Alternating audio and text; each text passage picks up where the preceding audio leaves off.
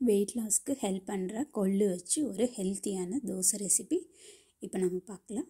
அதுக்கு கொள்ளு ஃபஸ்ட்டு ஊற வச்சுக்கணும்.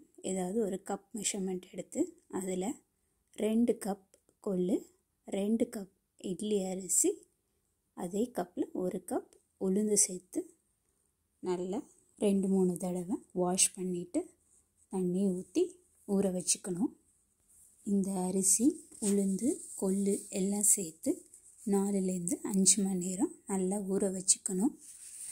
ஊறின இந்த அரிசி பருப்பு எல்லாத்தையும் ஒரு மிக்ஸி ஜாரில் சேர்த்து அது கூட உப்பு சேர்த்து நல்லா அரைச்சி ஒரு பாத்திரத்தில் சேர்த்து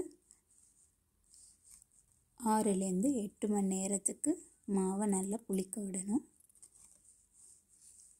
8 மணி நேரம் கழித்து பார்த்தா இது மாதிரி மாவு நல்லா புளித்து பொங்கி வந்திருக்கும். இது மாதிரி நல்லா பொங்கி வந்தால் தோசை நல்லா சாஃப்டாக மொறுமொறுன்னு நார்மல் தோசை மாவில் செஞ்ச தோசை மாதிரி இருக்கும். தோசை மாவு எப்போவும் கொஞ்சம் தண்ணியாக இருந்தால் தோசை நல்லா வரும்.